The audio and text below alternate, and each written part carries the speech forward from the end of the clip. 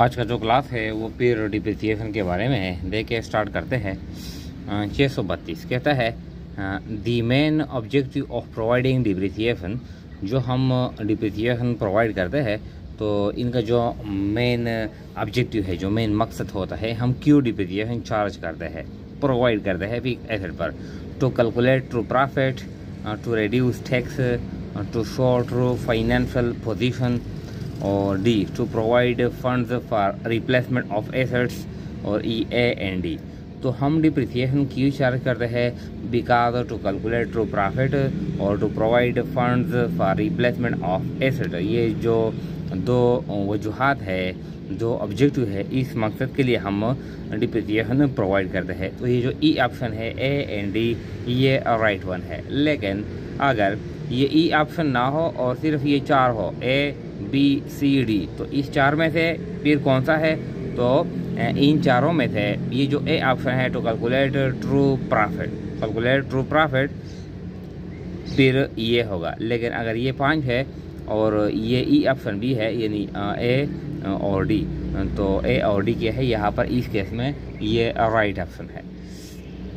फिर कहता है 633 Sony limited imported and production plant from Japan and incurred the following expenses. Sony limited ने Japan से एक प्लांट यानी इंपोर्ट कर लिया, लाया, परचेस कर लिया, और ये अखराजात हो गए। क्या हो गए? इनवॉइस प्राइस यानी जो हमने सप्लायर को पेमेंट कर लिया 5 लाख, फ्रेट पेड ये जो किराया है 20,000, कस्टम ड्यूटी जो हम यानी इंटरनेशनल बिजनेस करते हैं और जो हम पेमेंट करते हैं, तो इसको यानी ये कस्टम ड्यूटी है। या इंटरनली जो हम एक चीज़ यानी from one place to another place हम यानी डिलीवर करते हैं, और कस्टम ऑफिस को हम ये जो पेमेंट करते हैं, टैक्स अदा करते हैं, इसको कहते हैं कस्टम ड्यूटी। या इंपोर्ट ड्यूटी वगैरह मुख्तलिफ जो अखराजात होते हैं, कस्टम ड्यूटी है, इंपोर्ट ड्यूटी है। इंस्टॉलेशन चार्जेस यानी जो हम मशीनरी इंस्टॉल करते हैं और हम इंजीनियर को या वगैरह जो दूसरे जो प्रोफेशनल लोग होते हैं वो हमारे लिए मशीनरी वो इंस्टॉल करते हैं, फिर हम उन लोगों को पेमेंट करते हैं, वो 40,000। और स्पेयर पार्ट्स यानी 30,000। ये सामान हम यानी 5 लाख हमने पेमेंट कर लिया, फ्रेट फिर हमने पेमेंट कर ली, कस्टम ड्यूटी है, चार्ज इंस्टॉलेशन चार्जेस है, स्पेयर पार्ट्स है। क्या कहता है? The cost of production plant is. तो जो प्रोडक्शन प्लांट है वो यानी कितना कास्ट यानी प्रोडक्शन प्लांट पे आता है। तो देखें यानी जो इनवॉइस प्राइस है, जो एसेट है, एसेट का जो इनवॉइस प्राइस है, इनवॉइस प्राइस यहाँ पर है 5 लाख। इसके साथ हम ऑल डायरेक्ट एक्सपेंसेस जमा करेंगे, डायरेक्ट एक्सपेंसेस। तो डायरेक्ट एक्सपेंसेस में यानी हमारे पास क्या है? यानी फ्रेट पेड है, कस्टम ड्यूटी है। फ्रेट है हमारे पास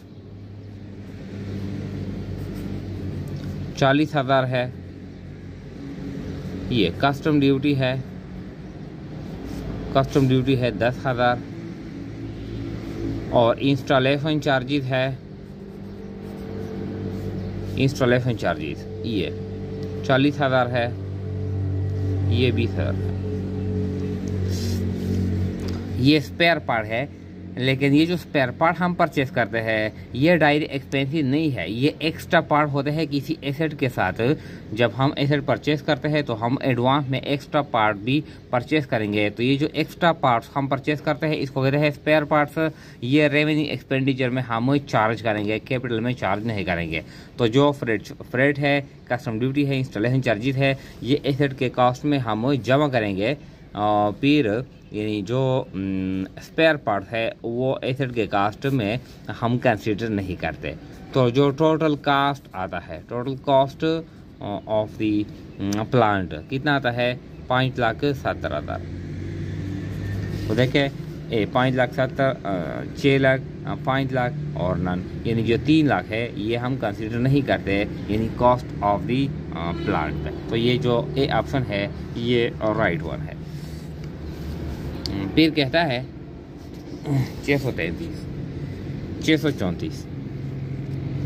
634 कहता है कि the net book value of an asset shows.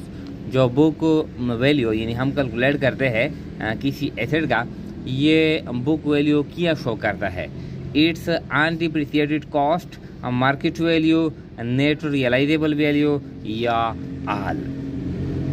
यानी बुक वैल्यू हम किस तरह कैलकुलेट करते हैं? हम इस तरह नॉर्मली जो हम कैलकुलेट करते हैं, इस तरह हम कैलकुलेट करते हैं कि cost less accumulated depreciation. Accumulated मिसाल के तौर पर कास्ट है 10,000, टोटल जो डिप्रिसिएशन हमने चार्ज किया है 3,000, तो ये बुक वैल्यू, इस तरह हम बुक वैल्यू हासिल करते हैं जो नॉर्मली हम इस्तेमाल करते हैं। इसके अलावा कभी कभार इम्पेयरमेंट लॉसेस भी आते हैं, लेकिन यहाँ पर वो हम डिस्कस नहीं करते। तो इस यानी 3,000 डिप्रिसिएट, इसका मतलब है कि 3,000 बुक टोटल जो कास्ट है 3,000 डिप्रिसिएट हुआ है और 7,000 डिप्रिसिएट नहीं हुआ है। तो इसका क्या मतलब है? On depreciated value, depreciated value ये हम यानी जब हम ये जो एसेट है हम इस्तेमाल करेंगे तो फिर ये 7,000 ये भी डिप्रिसिएट किया जाएगा। तो net book value of asset represent its undepreciated value. तो ये जो ए ऑप्शन है इट्स अनडिप्रिसिएटेड कॉस्ट या वैल्यू, ये A option is right one. 635 क्या कहता है? 635 the current and non current asset classification is made on the basis of. ये जो हमने क्लासिफिकेशन किया है कि ये करंट एसेट है और ये नॉन करंट एसेट है, ये करंट एसेट है, ये फिक्स एसेट है, ये इन्वेंट्री है, ये अकाउंट रिसीवेबल है, ये प्लांट है, ये मशीनरी है, ये फर्नीचर है। तो हम इसको फिक्स एसेट रिकॉर्ड करते हैं, बाकी हम करंट एसेट रिकॉर्ड करते हैं। ये जो क्लासिफिकेशन है, ये ग्रुपिंग है, ये एक अकाउंटिंग प्रिंसिपल है, इसके लिए बुनियाद है। इस अकाउंटिंग प्रिंसिपल की बुनियाद पर ये हमने ग्रुपिंग किया है। तो ये कौन सा अकाउंटिंग प्रिंसिपल है? Cost principle. कास्ट प्रिंसिपल से मुराद कि जो हम फिक्स एसेट परचेज करते हैं तो फिक्स एसेट हम कास्ट प्राइस पे रिकॉर्ड करेंगे, मार्केट वैल्यू इग्नोर करेंगे। Going concern principle, entity principle, matching principle. तो ये जो गोइंग कंसर्न प्रिंसिपल है यानी ये कहता है कि we will do our business on the assumption that our business will continue its operation for unforeseeable future time। हम बिजनेस जो करेंगे तो ये हम फ्यूचर के लिए अनफोरसीएबल टाइम, अनलिमिटेड टाइम के लिए करेंगे। तो इस बुनियाद पे जो एसेट की क्लासिफिकेशन की गई है वो गोइंग कंसर्न प्रिंसिपल की बुनियाद पर की गई है। तो ये जो भी ऑप्शन है ये राइट वन है। फिर कहता है 634 the accounting principle that dictates, वो अकाउंटिंग प्रिंसिपल जो ये शो करता है, बयान करता है दैट फिक्स एसेट और record in balance sheet in cost less accumulated depreciation. यानी जो फिक्स एसेट है वो हम रिकॉर्ड करेंगे कास्ट पे। इसके लिए हमारे पास जो अकाउंटिंग प्रिंसिपल है वो कौन सा है? A cost principle, realisation principle, full disclosure या नन। तो ये जो ए ऑप्शन है कास्ट प्रिंसिपल ये और राइट वन है। फिर कहता है इसके बाद है 637 कहता है the accountant are free to charge the small asset into expense directly. यानी अकाउंटेंट आज़ाद है कि वो छोटे छोटे जो एसेट होते हैं वो डायरेक्टली एक्सपेंस में चार्ज करे, एक्सपेंस रिकॉर्ड कर ले directly. If such record does not affect the decision making process, अगर ये record decision making process effect ना करता हो, अकाउंटेंट आज़ाद है कि वो कुछ एसेट डायरेक्टली एक्सपेंस रिकॉर्ड कर ले, लेकिन अगर ये रिकॉर्ड डिसीजन मेकिंग प्रोसेस को इफेक्ट ना कर ले, ये जो रिकॉर्ड है ये जो एसेट है ये मटेरियल नहीं है, मतलब यह है कि इसकी वैल्यू ज़्यादा नहीं है।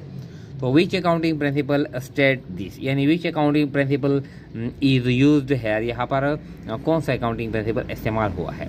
Matching principle, materiality principle, conservatism principle, matching principle, realisation principle. तो ये जो मटेरियलिटी प्रिंसिपल है ये कहता है कि अगर आपके पास एसेट हो और एसेट की वैल्यू यानी कम हो, छोटी हो, तो अकाउंटेंट आज़ाद है कि वो एसेट यानी आप डायरेक्टली एक्सपेंस में वो यानी रिकॉर्ड कर ले और 1 साल के रेवेन्यू के अगेंस्ट वो चार्ज कर ले।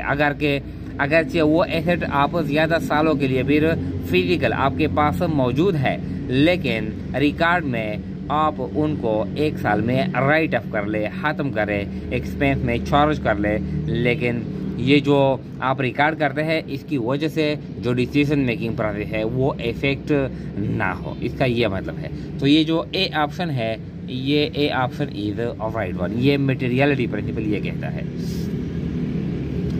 638 a vehicle has cost 20,000 and useful life is 4 years। हमने एक एसेट परचेज कर लिया जो टोटल कॉस्ट है 20,000 है, यूजफुल लाइफ है 4 साल। नो स्क्रैप वैल्यू, इसकी जो स्क्रैप वैल्यू नहीं है। अच्छा, स्क्रैप वैल्यू नहीं है। The depreciation rate on straight line method will be, depreciation का जो रेट होगा स्ट्रेट लाइन मेथड पर वो कितना होगा?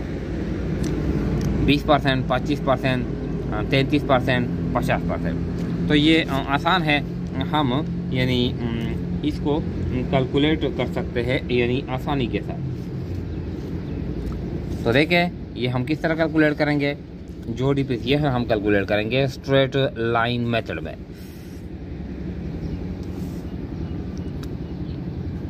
स्ट्रेट लाइन मेथड में cost less scrap value divided by life. तो कास्ट है 20,000, स्क्रैप वैल्यू नहीं है, स्क्रैप वैल्यू नहीं है तो 20,000 को डायरेक्टली 4 पे तकसीम करते हैं। कितना कास्ट आता है 1 साल के लिए? जो डिप्रिसिएशन आता है वो 5,000 आता है, 5,000। अब ये कहता है कि जो रेट है ये रेट कितना है? 20% है, 25% है। तो क्या मतलब है? 1 साल का डिप्रिसिएशन डिवाइडेड बाई जो टोटल कास्ट है, कास्ट मल्टीप्लाई बाई 100। कितना यानी जो रेट आता है तो 5,000 डिवाइडेड बाई 20,000 ज़रबे 100 कितना आता है? 25%। 1 साल का जो रेट है वो रेट कितना है? वो ये जो भी ऑप्शन है ये राइट वन है, 25%। फिर कहता है 639 recording an asset at its exchange price is an example of accounting solution to the. यानी ये कहता है कि जब हम एक्सचेंज करते हैं, फॉर एग्जांपल हम किसी दूसरे बंदे के साथ हमारा जो ओल्ड एसेट है, हमारे पास एक ओल्ड एसेट है, अब हम इसको यानी सोल्ड आउट करते हैं, डिस्पोज करते हैं, लेकिन इसके बदले में हम किसी से न्यू एसेट हम परचेज करते हैं। तो इसको कहते हैं यानी हम ओल्ड एसेट देते हैं, किसी से नया एसेट लेते हैं और हम कुछ पेमेंट भी करते हैं, तो इसको कहते हैं यानी trade in when old asset is exchanged with a new asset. तो ये कहता है कि regarding N asset at it exchange price, हमने जो यानी एक्सचेंज वैल्यू है, हमने जितने का यानी एसेट हमारे पास है वो नया हमने जो एक्सचेंज कर लिया, तो जो एक्सचेंज प्राइस है इज एन एग्जाम्पल ऑफ, ये मिसाल है of accounting solution to the. हमारे पास जो प्रॉब्लम आते हैं रिकॉग्निशन प्रॉब्लम, वैल्यूएशन प्रॉब्लम, हमारे पास जो वैल्यू है जो हमने रिकॉर्ड की है, इसके बदले में जो हम एक्सचेंज करते हैं वो वैल्यू हम रिकॉर्ड करेंगे। तो वैल्यूएशन प्रॉब्लम के लिए यानी ये जो सॉल्यूशन है ये किन मसाइल के लिए है, किन प्रॉब्लम के लिए है? ये वैल्यूएशन प्रॉब्लम के लिए ये बेस्ट सॉल्यूशन है कि हम एसेट को एक्सचेंज प्राइस पे रिकॉर्ड कर लें।